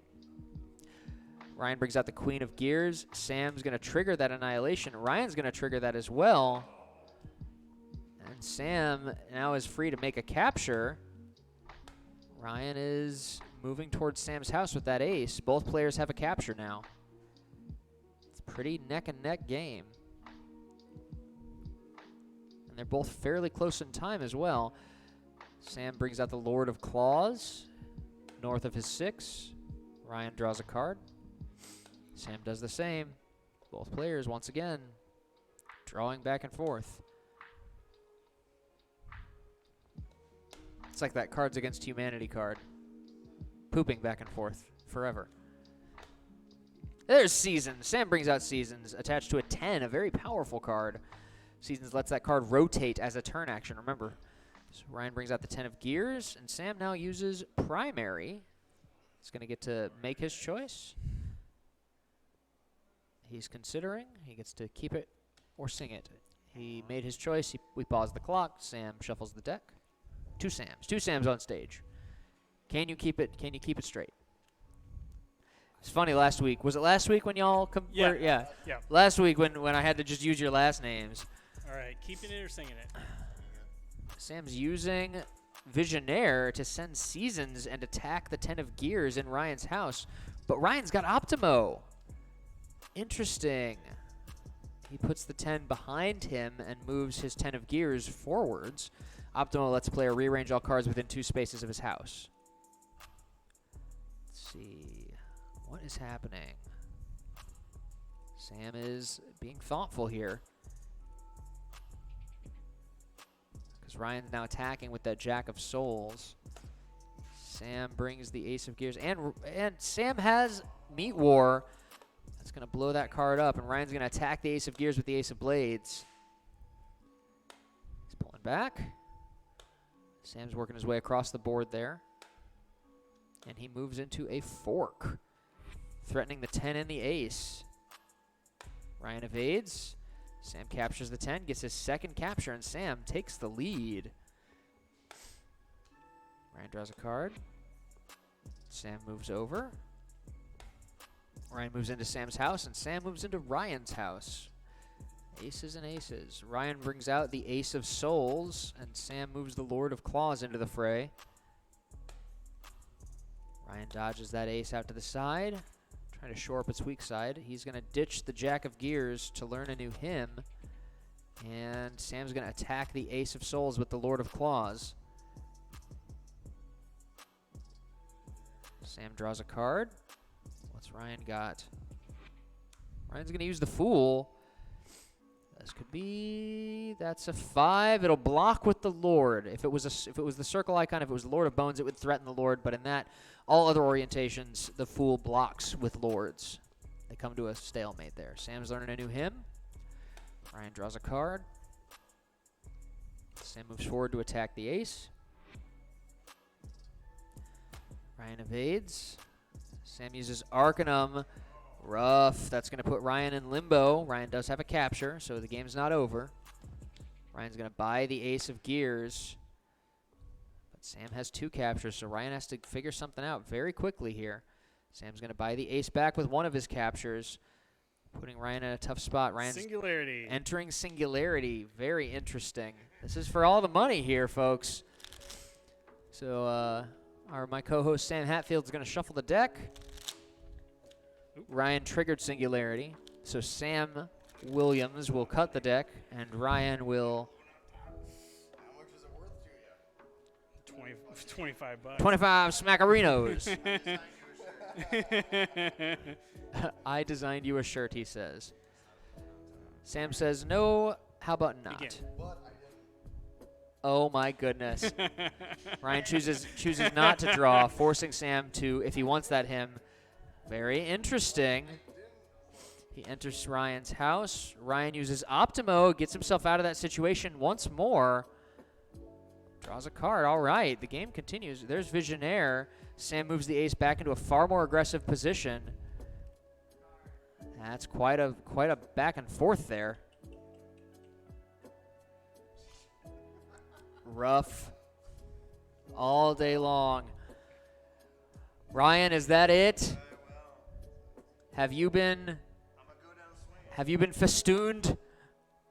Sam enters. Oh, he's got Druid. That's not going to work. So, boo this man, everybody. Boo this man. Boo. Boo. We can also clap a little bit, but also boo. Oh, how many? He can't keep getting away with it. Oh, goodness. All right. First question, of course, is why does he keep getting away with it? I've taught him too well. Clearly, he can't keep getting away with it. So I don't know my own power. I've given him just the keys to the kingdom, apparently. There's $25 for your second place win. Here's more of my money. Stop. You're putting my kids through college. I feel like I am, like straight up. Like right. you make more from this than I do. So Ryan, do you have a message for the stream? Don't teach anybody how to play this game. It will bite you in the ass. Training competitors. All right. Well, a round of applause for Ryan. Yeah. That was a wonderful game. And Sam, as per usual, boss battle or fortune telling. You know, last week we did the boss battle. Chicken out boss battle. Like, I don't want to be just the same thing every week, so I think maybe a reading. You want to do a reading? Right on. We're going to do a dragon fruit reading. Oh, yeah. Did the advice help last time? I mean, like, it definitely gave me some things to think about, which I don't know if I've really had, like, the time to, like, implement, but, like, it's definitely giving me time to read it because I'm also just schedule is busy, but, you know, it has given me some ideas to Yeah, reevaluate you should hold that. with, so good advice, just still finding the ways to implement it, IRL, as the kids say. Okay, it's got our faces. I was just making sure that the camera still works. Good. I can hold Right this on. if you want to like, keep it on through Yeah. like, the Thank you. reading, if we want to do like... Will you monitor the chat for us, Sam? Well, of course. Cool. All right. Well, so this is your third dragon fruit reading on stream, I think. I believe so. Third, maybe fourth. I mean, I you think it's you the win third. so freaking often. It's like it doesn't even matter. It's like, you know, Carl Jung, in his introduction to the Richard Wilhelm translation of the I Ching, the Chinese Book of Changes, Okay. says that it is better not to consult oracles too frequently because they lose their power. Because at the end of the day, it's all about how it makes you feel spooky and stuff. That's true. But you know, I feel like once or twice a month, Yeah. you're probably good. You're probably That's good. fine. I'm not hitting you up every day for a reading.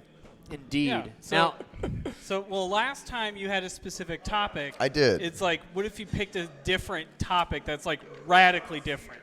yeah, it's up to you, of course, as per usual. I think last time it was a love and relationships reading. It was.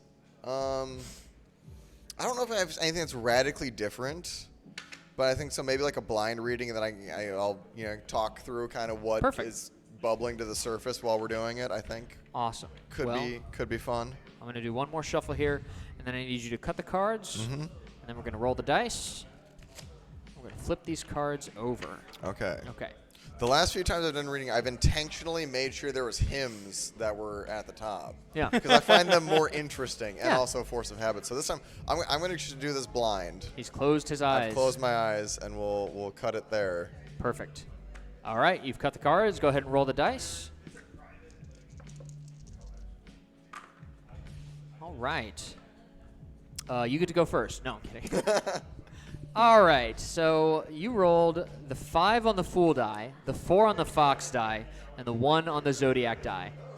Now, for folks following along at home, the dice in the center, since you're more familiar with this by now, Bit, but yeah. for folks following along at home, the dice in the center, the Fool and the Fox dice, are the archetype dice. And these are going to produce sort of a personality archetype that's meant to be seen as like a goal, like a mask for you to wear in facing a challenge. And then the challenge that mask is facing is set by this die. So 5 on the Fool die creates the face value of the king. See it right here. Quick reference card comes with every copy of Anthromancer. Only $39.99 at anthromancer.com. Doubles as both. So the king archetype, which you rolled on the Fool die, is tied to the teacher. And the teacher is governed by Zodiac, the 13th hymn, 13th house, core meaning of which is wisdom, experience, compassion, guidance. So, and then in some contexts it turns into humility, which is sort of like when your lessons no longer serve you, when you are in a position where you haven't learned what you need to know. It's worth considering. But when the king archetype shows up, it's about tapping into that part of you that has learned something through experience, through trial and error, through suffering, and can then guide somebody else or affect somebody in a positive way because of that. Now, where that teacher archetype is focusing its energy is in the realm of blades or air. That's a 4 on the Fox die. It's tied to the blades.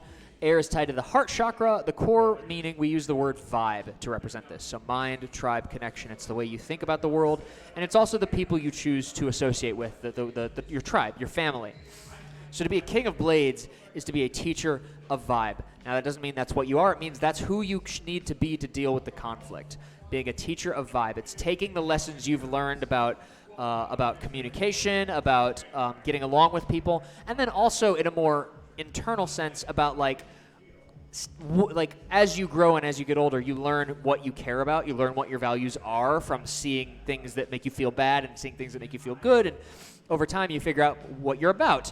And to be a king of blades is also, in addition to being good at community building and talking to people, it's also about knowing yourself well enough to help somebody else maybe know themselves, right?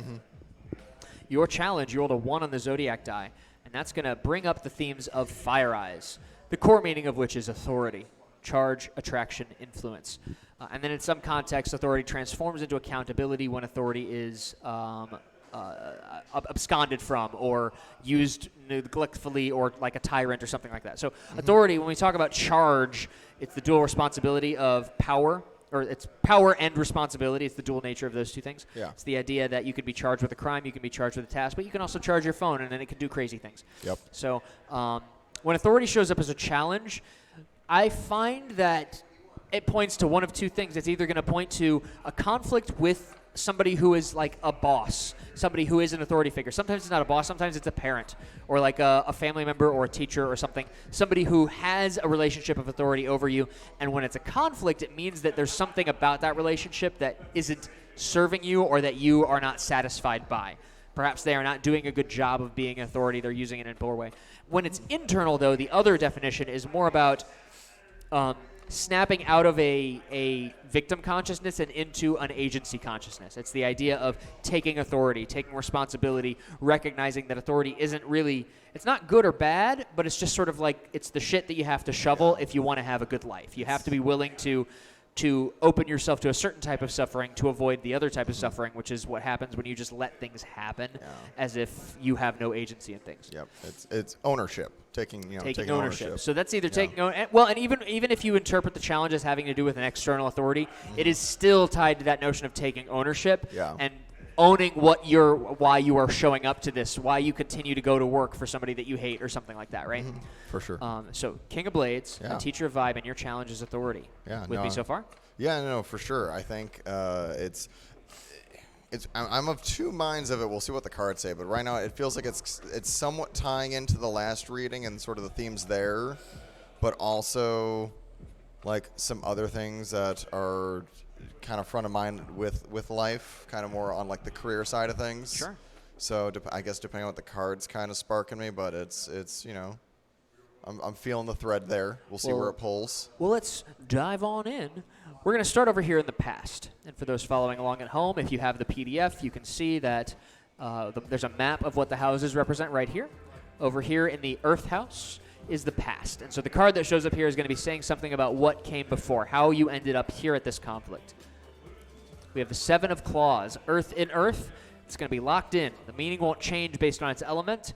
Sevens take their meaning from primary, the core meaning of which is knowledge, curiosity, study, control. It's all about the spark to seek knowledge, the process of gaining it, and the power you get from having knowledge. It's what I like to say in shorthand is it's the difference between baking some cookies and burning down your house.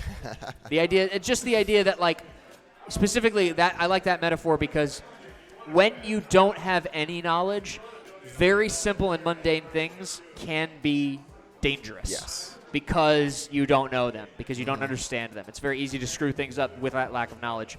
But then having the knowledge gives you control. Claws, on the other hand, is tied to elements of source, money, health, foundation.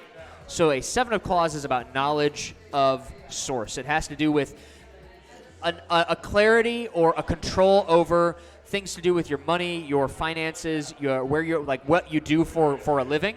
Not necessarily a career, but more what you do for work, for short-term gain, material gain. Yeah. And also like how to structure your home, how to structure the place where you go to rest, the place where you draw your energy from.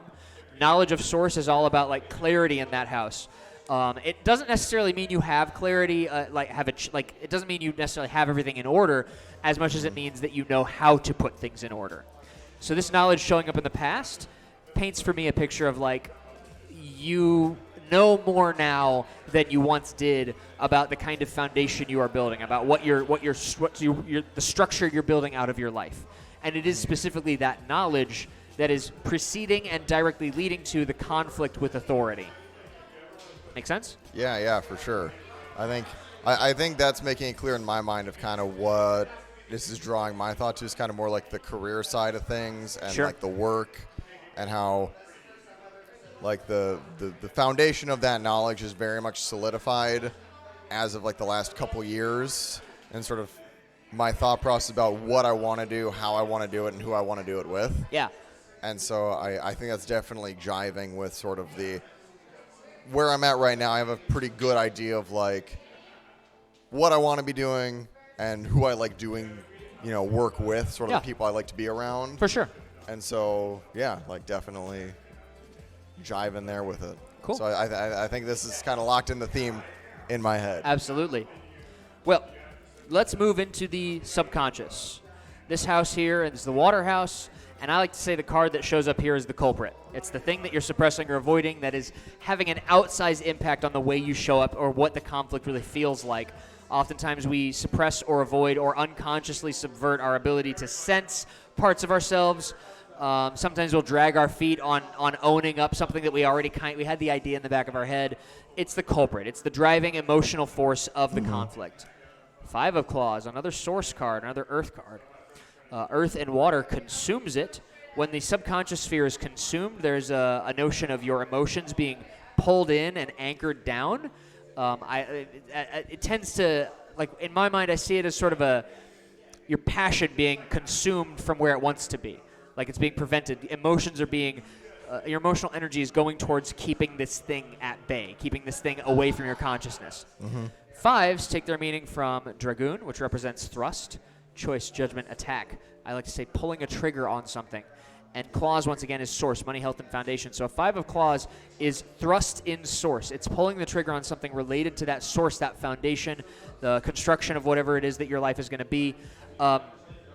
And for it to be down here, there's an implication that, like, there's a part of you that is afraid to act, afraid to take action in that sphere And that, I would say, ties quite nicely into the challenge of authority, the idea of like taking ownership or taking action. This being down here implies that part of the reason that conflict is fueled is because there's a part of you that might be afraid of, because one of the danger of thrust is that, like, I use the metaphor pulling a trigger because if you're aimed at the wrong thing, you can't unshoot the gun. Yep. And so it doesn't mean it's going to destroy your life, but you can't just put it back in the tube and say Control Z. You have to like suffer the consequences of whatever action you ultimately take, and so that can be very daunting. But that is the emotional content of the situation. Does that make sense? Oh yeah, 100%. Because I think it's like very fitting of like the authority tie-in and that, because like growing up, I sought out leadership roles very often in like, you know, organizations. I was in like Boy Scouts, and when I got to high school, I was at a military school, and I was very much wanting to take on leadership roles, and even into college, looking those things out. And since sort of leaving college, I've never really been in sort of leadership positions where I felt like I was affecting like a group or an organization or a change. And so Consciously or? a lot of times, well, so it was a lot of times where like there's a drive to want to be in these roles, but kind of being misaligned in where I wanted to seek them out in terms of like, oh, hey, this company is hiring a manager, I'll apply for that. And like not getting those jobs and then being like, well, like I can do this. Like I can be like, I've supervised before, I can be a supervisor, like I can do these things, but it's just kind of a blessing in disguise almost that I didn't get kind of sucked into those like very much like managerial roles of like a, you know, giant corporation where it's just like I need to like follow these things to a T. And I meet a lot of people in roles like that, and I wouldn't say all of them, but lots of them don't seem happy. Yeah, and so it's a lot of responsibility and a lot of bullshit, like BS. Yeah, and also, so going back to, I guess, like the past thing, and too, and the foundational knowledge, like I've also like started a business and like ran that, and even that like was enjoyable in that sense of like having that leadership, or like, you know, like going back to like that authority role of being like, I'm at the helm of the ship. Yeah. Where it goes is where I dictate. And that did okay. Didn't really go anywhere. Didn't make money. Didn't really lose money, kind of thing. And it's, you know, I've shuttered it now. Sure. And so it's like getting these more knowledge of like, all right, how do I want to apply like the skills that I've learned now moving forward into sort of taking, you know, and it's not even necessarily like the authority in like an organization or a group or something, but sort of more just direction and control over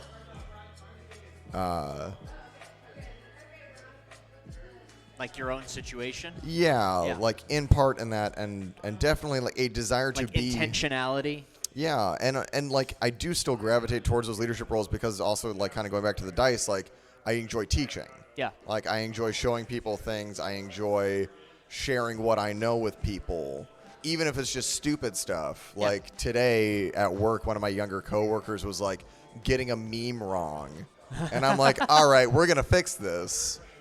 Like What meme? She thought the Numa Numa song was the He-Man song. I see. And I was like, "This is an affront. That's different. We need to correct this." I can see why those wires would be crossed. It's an understandable. It's like a Mandela effect thing almost. Yeah, but I was like, as somebody with the knowledge of how this actually is, I have a responsibility to set you straight on this. And so he tried. Okay. So shall we move to the future? Of course. All right, we're going to move to the future. This is the trajectory. It's supposed to be where the conflict is headed if you don't change the trajectory, if you don't show up in a different way than you are already. It's unfolding, and this is where it's unfolding towards. The 5 of Blades. Once again, a 5. Thrust. Blades is all about vibe. So we talked about at the beginning, the King of Blades. So mind, tribe, connection, the way you think about the world, the people you surround yourself with. Often 5s are like trigger pulling moments in relationships. Like I think of them usually as like the number one way I visualize a 5 of Blades is I think probably the way it most viscerally shows up in my life and my history is sending texts like we need to talk. Yeah. Right? Like it's starting hard conversations. Because once you pull that trigger, the ball starts rolling. Yeah. That the hardest thing in the world is the actual starting, the initiation. However, air and fire consumes air. The card is weakened. It's muted. It means that the trajectory of the current conflict is away from this. Now, that is, I would say, symbolically kind of ambivalent. That is very much up to you about, do you think that this is an important thing that if you don't change, you're not going to get to, right? It's the idea of like triggering that hard conversation. If it's muted in the future of the current conflict and you don't want to if you don't want to have the conversation, you're fine. But if you ever want to have the conversation, it means that you need to change the way you're showing up. Yeah. Does that make sense? For sure. And like another thing too is like I know that there's things that I do want to change when it comes to like, career things and what I do, kind of like long-term wise what I'm building. Yeah. But I know that it's like specifically in terms of like my writing. But I know that like if I choose to like go heavy on it now and publish a book now or a year from now, it's not gonna move the needle drastically. Right. And so it's like that where like it definitely makes sense where it's like it's not a decision that I'm like I need to make it now, otherwise like it's gone. Right. It's so like that definitely makes sense where it's like It's not like you turn a certain age and the part of your brain that does storytelling erodes. Yeah. So it's like definitely with what I've been feeling with like kind of what these have drawn to my mind is definitely like I have some time to kind of figure out how I want to go about doing it to make that call of being like, all right, things are in motion that I cannot just put a full stop on. And it's worth mentioning, especially for folks following along, I mentioned this in terms of like starting hard conversations. You can also see it internally as like when we talk about the external portion of Vibe is relationships. The internal portion of Vibe is values. And so pulling the trigger on your values can be something like evaluating what is important to you and acting on it in that moment. So that could be that was a valid interpretation. Yeah. So let's swing back around to the final card, the conscious card. This card is the advice card. It's what to think about to resolve the conflict in the short term. The Lord of Gears. Fire and air. Consumes, becomes stronger. We're supposed to focus on this we're supposed to spend some intellectual or mental energy on it. Lords, in their default orientation, take their meaning from the Fool, and the big L stands for lessons. Ignorance, toil, anxiety.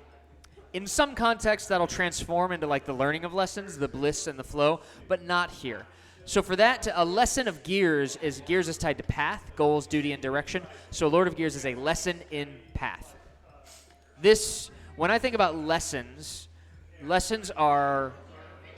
they absolutely suck, and they are completely integral to having a good life. Oh yeah. Because you have to first of all, you have to put yourself in positions of discomfort. You have to push yourself to your limits. You have to try to grow, and the only way you grow is really by exploring things that you don't really know and risking losing, risking failing, risking hurt. That's in relationships, that's in career, that's in games. It all comes from being willing to go out there. And then if you show up in the right way, or oftentimes it's equal parts skill and luck, because sometimes things just work out, and sometimes no matter how good you are at a thing, they won't. But with the Lord of Gears, a lesson in path, usually those lessons are tied to things like path is all about destinations, places you see in the future. It's tied to career, and a lesson in path is like aiming at something and like either missing it completely and screwing things up, or attaining it and it not being at all what you wanted or expected and it not satisfying you. And the real lesson in that is being able to see it not as a loss or as a misfire even, but rather recognizing all of the feedback and data that gives you to make another shot.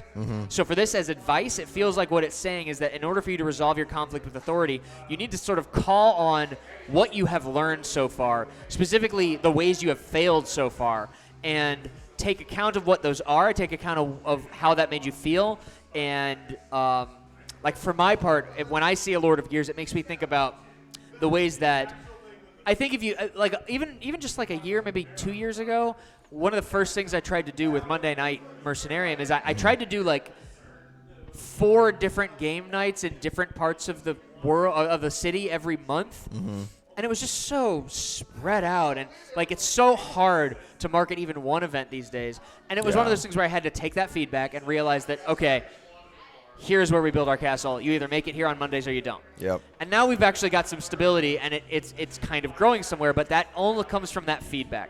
And so in this case for you, the advice is to focus on your lessons, the things you've learned about goals and destinations, and factor that into how you approach this conflict with authority. 100%. Yeah, like for sure. Like I think the most drastic one I think as of late was basically the job that brought me to St. Louis originally. Like it was when I got the job, it was like made it, done it, got it. Like it was a job I just was wrapping up welding school. It was a job in welding where I'd be like applying all those skills, doing stuff that I enjoyed, and it was offering 6 figures. That's amazing. And I was like, cake. Like, I did it. Like mischief managed. I was like, mission accomplished. Yeah. On to the next one. And so I moved to St. Louis from Minnesota, started on the job, and it like started off pretty well. Like, it had some growing pains and some learning curve stuff to it, but like new job, they always do, usually always do. And then 6 months, a year in, I'm just like, I hate this person I'm working for. He is a jackass. That sucks. And he's been lying to me. He doesn't listen to anybody. It's so terrible when there's a source of flow and there's a person who makes it not happen. Yeah. And it's just it drained on me to the point where like I was working on a machine at a client's warehouse in Texas, crying because I was like, I fucking hate this. Yeah. I shouldn't have done this. Yeah. And that's basically when I knew, like, all right, I have to quit this job. And I quit it in a way that was cathartic, but it was probably in hindsight the stupidest way to do it. Because I didn't really have It was cathartic. It was cathartic as fuck. And I didn't really have a solid transition into I had other jobs lined up to make sure that I wasn't burning through whatever money that I had, but definitely probably wasn't stable enough for the income that I needed. Sure. And so it was kind of through that and the last year and change, and just struggling through am I making enough money? Am I going to be able to pay all of my bills this month? What bills aren't I going to pay this month? Yeah. That whole process of just growing in that very real oh, I've never had to make these decisions before. Yeah. And this is uncomfortable. It's good for you. It's it's anxiety. It is when your bank account hits $0 for the first time ever in your adult life, when you have bills, you're like, holy shit. Yeah. But then you get past it to the next paycheck, and you're like, all right, things aren't great, but I'm alive. Yeah.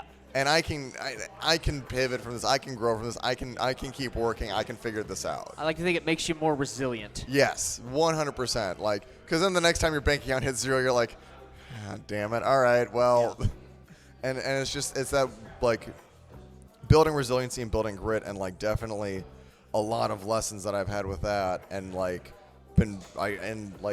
that Lord of Gears card, I definitely have been meditating a lot on those sorts of lessons that I've been had my face shoved into.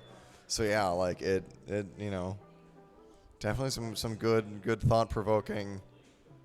Well, you've earned tonight. it. You've earned it as usual. I sure hope so. Sam, thank you as always for entering. Thank you Of for course. playing, and honestly, thank you for being as good as you are. It's so much fun to hate you winning. It's fun. And I appreciate that we're getting the chance to know you through Dragon Fruit. It's very interesting. I Very always interesting. enjoy reading. It's always fun where your mind goes. Yeah. When Well, given All right, I guess so it's time. So Did you take a picture yet? Oh, not yet. Yeah, you but can if you like. Go for Yeah, it. and then I'll snap a do you mind photo. if I do an exit interview? Yeah, go for it. How about you take a seat, and then I will. when you're done, I'll go to the host cam. Yeah.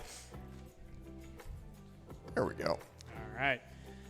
So first of all, thank you for being vulnerable on stream. We Oh, of course. appreciate it. Happy to. So the second thing is, how did this reading make you feel? I mean, it definitely, I guess, reaffirmed some things that I've been feeling recently. I was a little interested to see like if it would kind of tie in more to like the last reading that I got, but I'm pleasantly surprised and happy that it veered in a different way of provoking some different thoughts for me, and definitely it like the Lord of Gears card especially just kind of giving me that like prompt to just reflect on sort of the last couple years for me. It does feel a little cathartic and reaffirming of being like, yeah, I've been through some shit over the last year, but I've gotten through it and I'm getting better and I'm still here. So like, hey, Yeah. cool, good for me. Like Absolutely. I'm, take a night off and back at it tomorrow kind of thing. Yeah. Excellent. So, how do you, I mean, it's still early and you're still processing your last readings. Like, Oh, yeah. do you have any inklings of, how you're going to implement these changes, or? I mean, I feel like the sort of the future card, at least giving that sort of it's not withdrawing the immediacy to me, I guess kind of signals to me that maybe I can focus a little bit more on the last one and sort of the thoughts I was having around there of being like my career stuff is, not where I want it to be, but, I've got, 30 more working years of life to figure it out, and maybe it is worth it to while I'm figuring that out and get stable, make sure that I'm setting a more of a priority on personal stuff and making sure that that doesn't just fall to the wayside because I'm trying to grind out career things and a living and making sure that all that's comfortable before I kind of give myself that permission to be like, all right, now it'd be nice to kind of actually enjoy life and live my life and meet people and maybe start dating or anything like that. So it's a little bit reaffirming of sorting out priorities. I think I have a better idea. Yeah. So. Excellent. All right. Well, thank you so much. Yeah, thank you, Right Sam. on. Well, round of applause for everybody who competed in Monday Night Mercenarium tonight, folks. Thank you so much. Thank you. Sam, thank you to all of our competitors, and thank you to Sam Hatfield as well, our fantastic co-host. Once again, my name is Daniel Drake, the creator of Anthromancer and Mercenarium.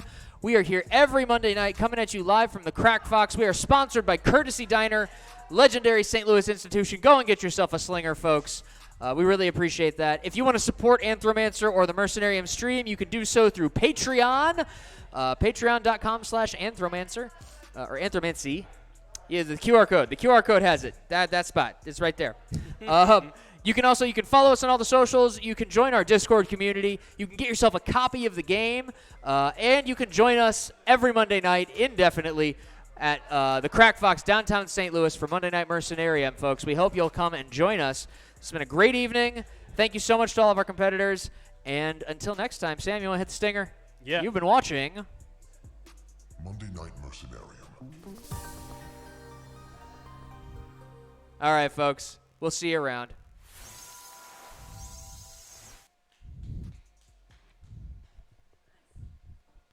Thank you.